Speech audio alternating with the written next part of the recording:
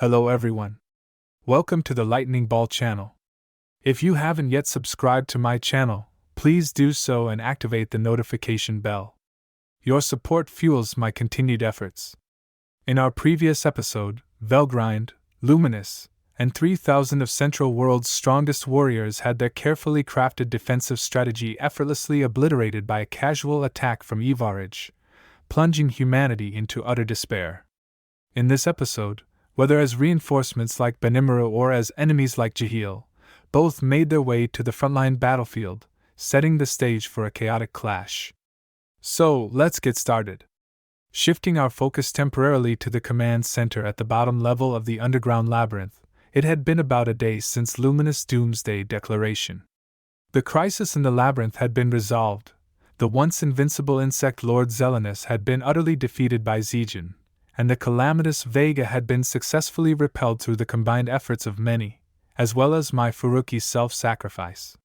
Yet, despite the victory, the atmosphere within the command center remained tense and solemn. Suwei had already left the labyrinth to carry out a mission, not even leaving behind a single body clone at the command center, which was evidence enough of the urgency of the situation. Meanwhile, the labyrinth's strongest guardian, Zijin, had fallen into an evolutionary slumber, and Diablo had also departed, stating that he had personal matters to deal with. Benimaru, of course, had a rough idea of Diablo's destination.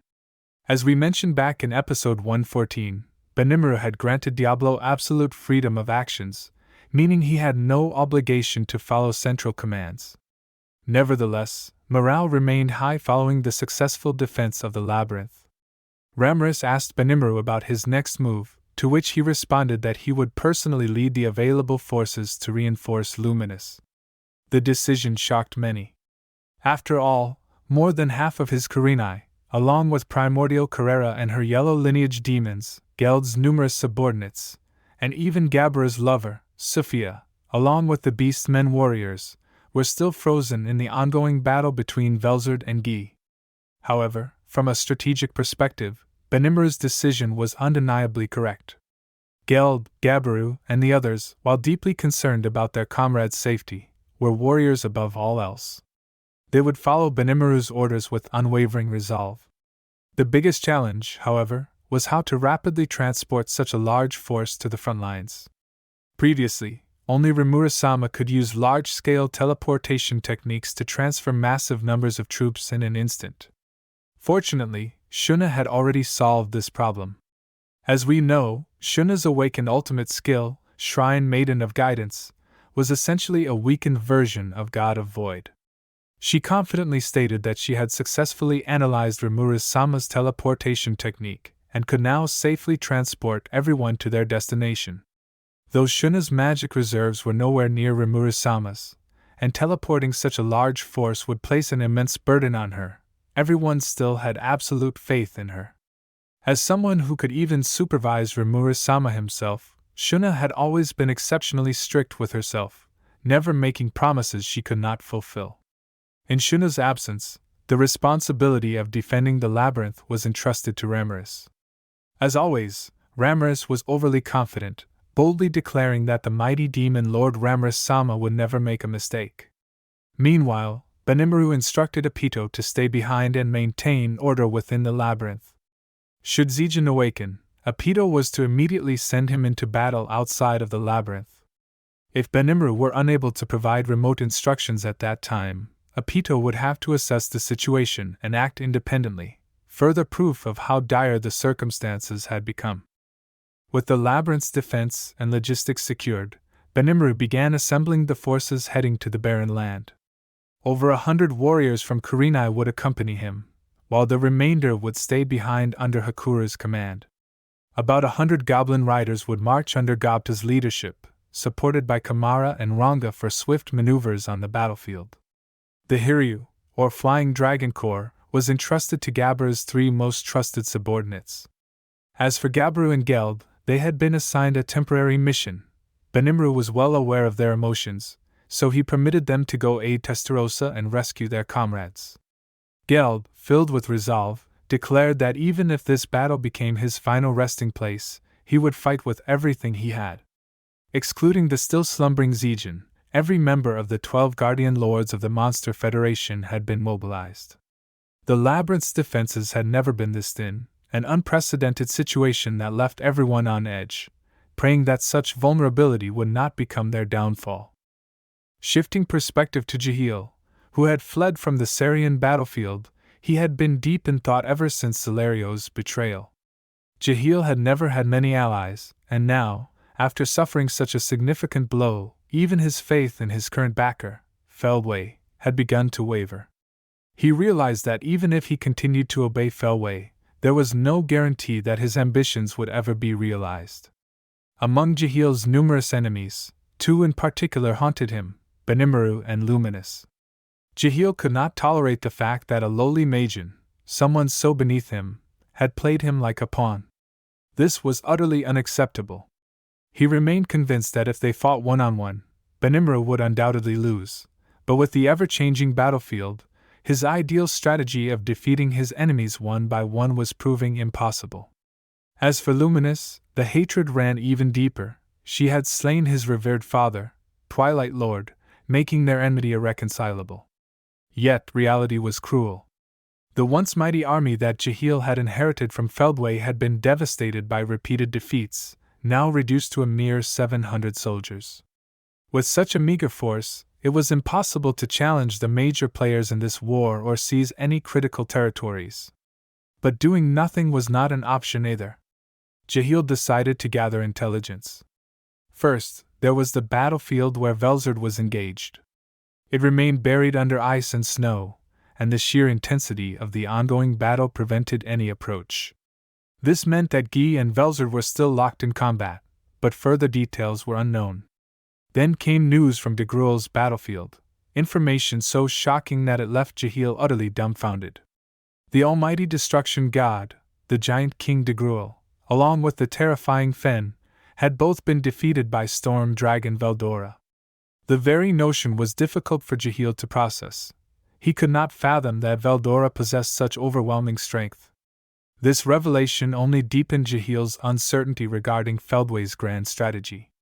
Next, there was a critical piece of intelligence regarding the labyrinth. Supposedly, Feldway's trump card, the incomparably powerful insect Lord Zelenus, had made an appearance there.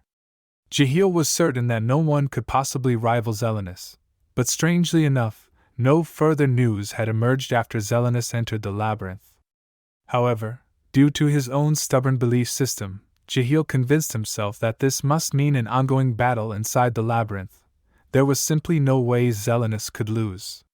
Yet, this was not the outcome Jahil had hoped for. After all, he had sided with Feldway to exact vengeance on Luminous and ultimately dominate Central World. His vision had been to claim Jura Great Forest and the Western nations, but now it seemed that Zelenus might end up ruling Jura Forest. However, Jahil was confident that he and Zelenus could coexist. After all, their values regarding land were different, with Zelenus seemingly uninterested in wealth or civilization. But de Gruel had also set his sights on the Western nations, complicating matters further. After much deliberation, Jahil begrudgingly concluded that Rubrios, Farminas, and Ingracia would inevitably have to be ceded to de Gruel. Instead, Jahil decided that controlling Sarian and the southwestern continent would be enough for him. Naturally, this included the vast lands where Velzard and Guy were battling. Previously, Jahil's territory had been rendered uninhabitable by Velzard's magicule, turning into a frozen wasteland. Now, it seemed that another vast expanse of land would suffer the same fate. While de Gruel's defeat was shocking, it was not necessarily bad news for Jahil. At least it meant he no longer needed to concede land to de Gruel. Ultimately, what mattered most to Jahil was his own interests. However, the next piece of news shook even his self-centered worldview. Reports indicated that Feldway and Melim had made a second assault on Sarian, meaning that Stampede Melim would likely destroy the Divine Tree and annihilate Sarian. This was something Jahil could not accept. He had already mentally claimed Sarian as part of his future dominion. He had seen Luminous Doomsday Declaration and had dismissed it as grandstanding, a desperate cry for attention. But when he learned that Velbrind had also mobilized to aid Luminous, he began to suspect that Ivarage's arrival was no joke. For the first time, Jahil found himself somewhat impressed by Luminous' swift reaction. Then came even more chaotic reports. First, a mysterious figure had appeared and was battling Stampede Milim on equal footing. Jahil was both curious and alarmed at the existence of such a powerful individual. Next, he received word that Veldora had appeared in Sarian. This left Jahil utterly confused. Veldora was supposed to be heading to the labyrinth to deal with Zelenus. Why had he shown up in Sarian? Originally, Jahil had hoped that if Veldora and Zelenus fought and both sustained heavy injuries, he could swoop in and finish off Zelenus, maximizing his land acquisition. But now, the situation had spiraled far beyond his comprehension. As his thoughts swirled in chaos, Jahil found himself at a crossroads. Which battlefield was the best one for him to join? After all, it seemed like the entire world was now engulfed in war. After much deliberation, Jahil made his decision. With Feldway at Sarian, he'd better go somewhere else. So, he decided to take advantage of the chaos to eliminate his sworn enemy, Luminous, once and for all. The perspective shifted to the front lines of the 3,000 warrior battle against Ivarage. The desperate struggle continued, but thanks to the barely maintained holy field, humanity managed to avoid a total collapse, for now. However, it was clear to everyone that this was only delaying the inevitable. If the barrier were to be broken or the defensive lines collapsed, the consequences would be irreversible. The only reason they were holding on was that Ivarage, after effortlessly overwhelming Velgrind in a single strike, had ceased her actions. Sitting quietly on the shoulder of a massive beast, she observed the battlefield with a seemingly playful curiosity, showing no inclination to engage in the fight herself. Velgrind was still recovering, and no one else stood a chance against Ivarage, so every second bought could mean the difference between survival and annihilation. At that moment, Luminous could only think of Rimuru. His fate remained unknown, and the labyrinth was under siege by the immensely powerful Zelenus, yet Luminous still found herself filled with inexplicable anticipation. She wasn't alone. This hope was what kept everyone fighting. Despite Rimuru's disappearance, no one truly believed that he had been defeated. Deep down, everyone had faith that he would return, as effortlessly as he always did. It was almost absurd. Without any proof, they simply knew that Rimuru was alive, and they refused to be the ones to give up and be mocked by him upon his return. Holding on to that belief, Luminous kept her mind razor-sharp, not daring to show even the slightest weakness. On the surface, the battle wasn't going terribly. Ivarage remained inactive, and while the Cryptids were individually strong, they lacked proper coordination in large-scale combat. However, all of that changed the moment Ivarage, in her childish voice, announced that she would be adding some new friends to the battlefield. The next instant, the Cryptids transformed, no longer mere beasts, but humanoid forms. While most were grotesque, their features distorted and unrecognizable, some possessed an unsettling, non-human beauty. The more human-like they appeared, the stronger their combat capabilities seemed to be. Hinata and the others immediately understood. Cryptids were adapting.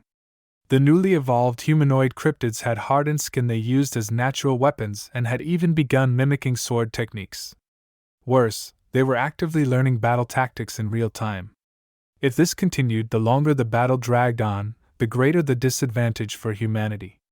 Calgurio and Minutes were already growing cautious, avoiding unnecessary maneuvers to prevent revealing any more of their trump cards while seeking opportunities for decisive, lethal strikes. But the Cryptids were becoming increasingly resilient, and among them, some had even developed ultra-speed regeneration. Yes, Ivarage was watching.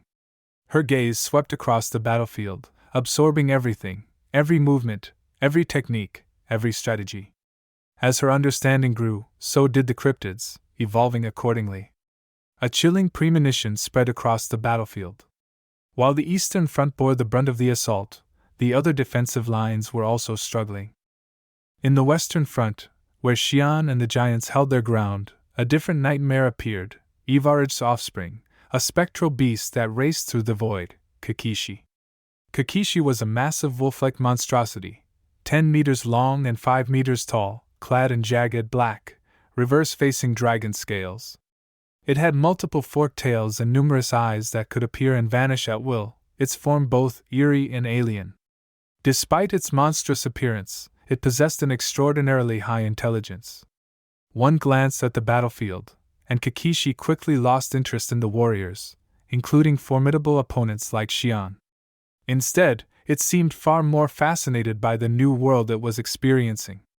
With a casual roar, a shockwave of raw energy erupted from its mouth, scattering weaker soldiers across the battlefield.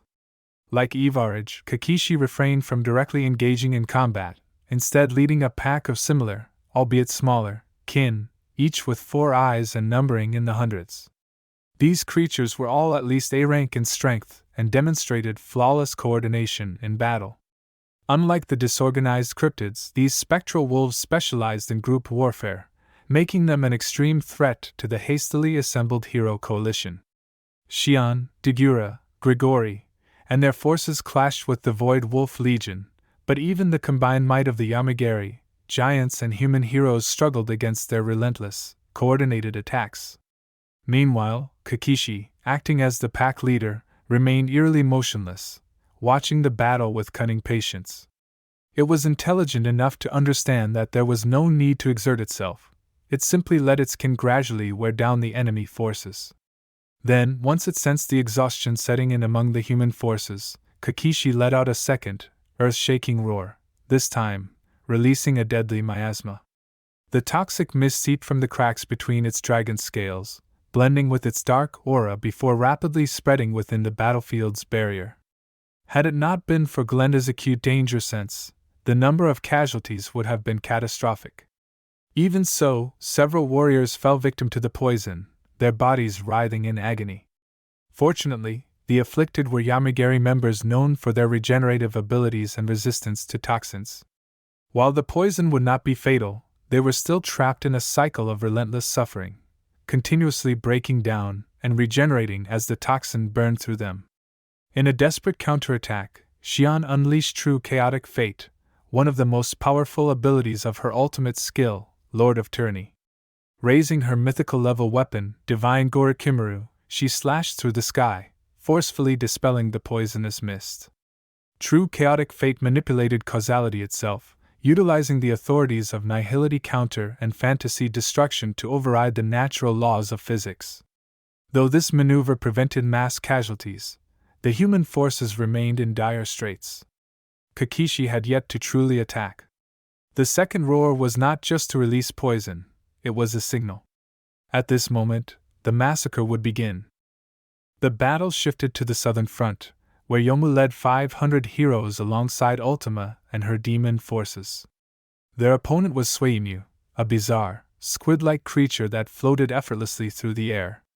The moment Sueimu appeared, Ultima immediately recognized its overwhelming power, while Veyron instinctively ordered the human warriors to retreat, leaving the demons to handle the fight. However, the heroes were reluctant to comply. This was where Yomu's leadership proved crucial. His exceptional communication skills allowed the human forces to adapt quickly and follow the necessary strategy. Sueimu, though smaller than Charybdis, was still massive, with a body over 10 meters long and tentacles stretching between 3 to 5 meters each. What made it terrifying wasn't just its size, it was its mind-boggling speed. In atmospheric conditions, it could reach speeds tens of thousands, even hundreds of thousands, of times faster than the speed of sound. In a vacuum, it was capable of near-light-speed movement. With a slight shake, Sueimu released the grotesque parasite-like entities attached to its tentacles. These fragments, floating in the air, suddenly accelerated past the speed of sound, spinning violently as they launched straight toward the demons, like a rainstorm of bullets. Each fragment was composed of alienium, the same bizarre material that covered Sueimu's entire body, making them as deadly as a storm of high-velocity projectiles.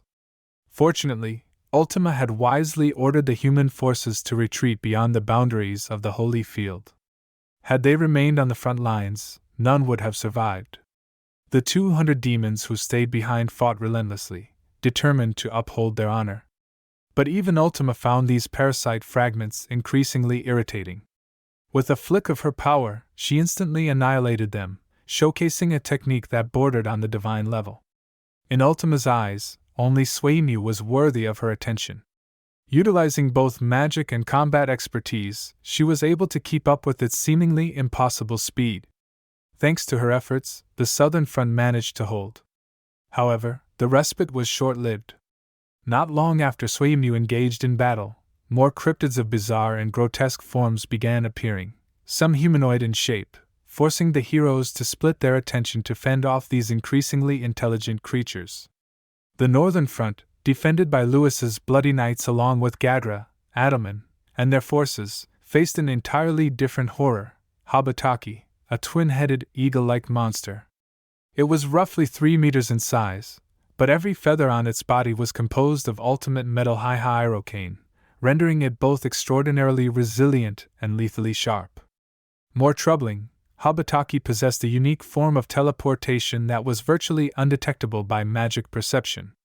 It could seemingly jump across space at will, appearing at designated locations in an instant and executing high-speed assassination strikes.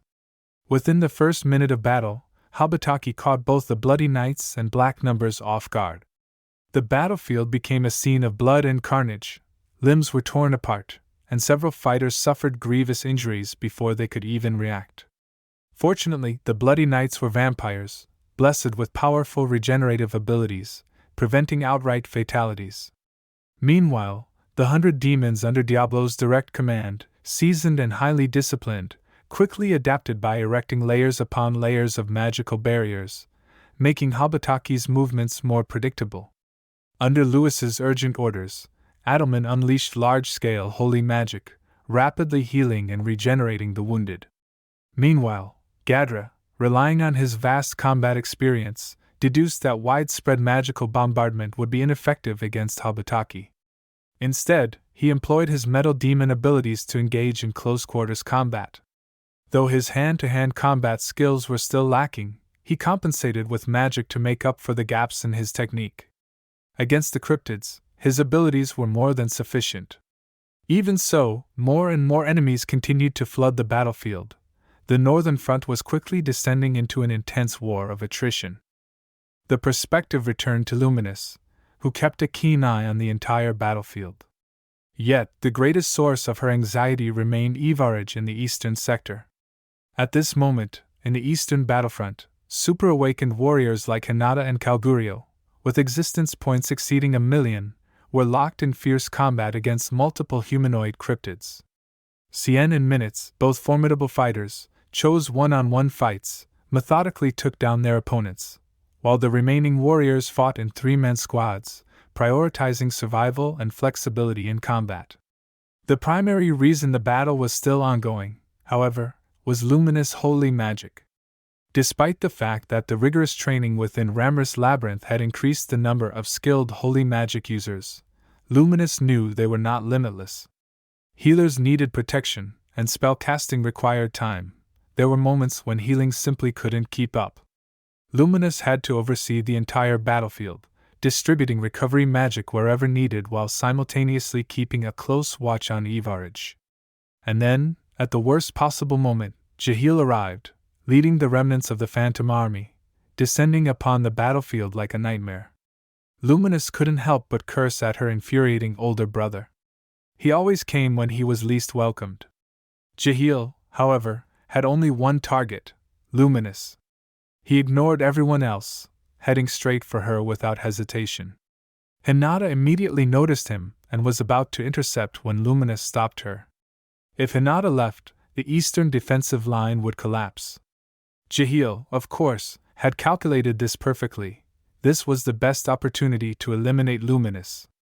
He had always believed himself destined to rule this world, and now, with an arrogant grin, he felt his moment had finally arrived. Luminous sneered at his delusions. As much as she would love to kill Jahil, she had to admit that he was strong. More importantly, he wielded Origin Blood, the mythical class weapon inherited from Twilight Valentine. A direct confrontation would be reckless. While she was confident that she wouldn't lose, actually eliminating him was another matter entirely. The real problem was their difference in magical reserves. No matter what, Jahil had the overwhelming advantage in raw energy. Luminous' greatest advantage lay in her cunning strategies, the immense faith of her followers, and her own mind, which functioned like a computing device capable of executing parallel calculations.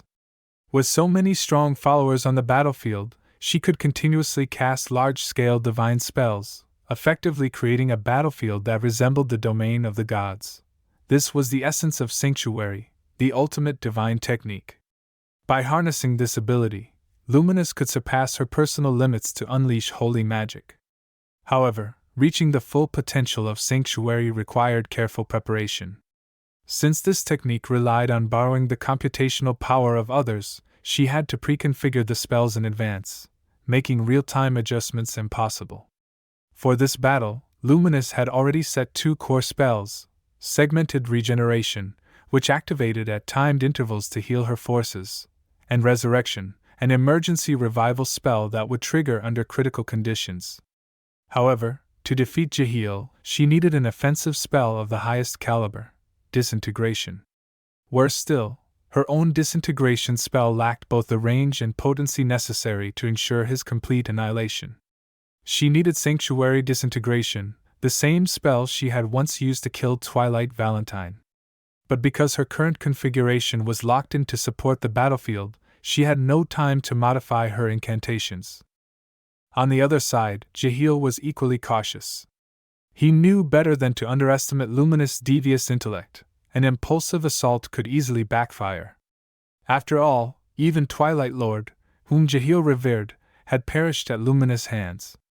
He needed to ensure there were no hidden traps or countermeasures before he committed to an all-out attack. More importantly, he had to strike only when victory was absolutely certain. With a sinister grin, he carefully began channeling the flames of his ultimate enchantment, Lord of Blaze. However, his movements did not escape Luminous' perception. The sheer intensity of his energy was enough to surprise her. Compared to Veldora, Jahil was insignificant, but in her current state, where she also had to maintain battlefield coordination, he was an undeniable threat. Moments later, Jahil unleashed a colossal fireball, its heat so intense that it could reduce Luminous to ashes in an instant. But rather than directly confronting it, Luminous spread her arms, deploying a compressed barrier to redirect the energy's flow. At the same time, she activated her Godspeed regeneration, preventing what would have been a fatal injury. The impact forced Luminous onto the ground, where the terrain around her bubbled like molten lava. Yet her expression remained composed. The energy she had lost was already being replenished through Lord of Lust, meaning that as long as she maintained this strategy, endurance wouldn't be an issue. However, she lacked a decisive method to defeat Jahil, forcing her to maintain an unshaken facade to prevent him from detecting her precarious situation. Then, in a moment of unexpected fortune, 2 unlikely allies appeared, Kigali and Tia, who had been secretly tailing Jahil all this time. With their arrival, the battle took a new turn. Alright, that's all for this video. It's clear that the author intended to create an incredibly chaotic and desperate battle scenario here. This is likely a response to frequent criticisms about their lack of skill in depicting large-scale conflicts. Additionally, there's a minor detail worth mentioning. Grigori absolutely despises dogs, most likely due to the psychological trauma caused by Ranga in the past. I didn't include this aspect in the battle sequence, but it's an interesting piece of character background. On the other hand, I think Jahil's inner conflict was well executed. His unwavering belief in Zelenus' victory, yet his simultaneous reluctance to see Zelenus take control of Jura Forest, highlights his deeply self-serving nature. This contradiction adds depth to his character, making his motivations feel more organic rather than purely one-dimensional villainy. In our next episode, Yuki, Mai Furuki, and Laplace will return to the battlefield at a crucial moment. Yuki will undergo further enhancement, obtaining Manas Maria. However, Maria's personality is exactly the same as Maribel's. So, while Yuki will gain a significant power boost, he'll also have to endure constant nagging from a Manas who absolutely despises him. The next episode promises to be highly entertaining. If you enjoyed this video, please like, comment, and subscribe. Your support is greatly appreciated. See you in the next one.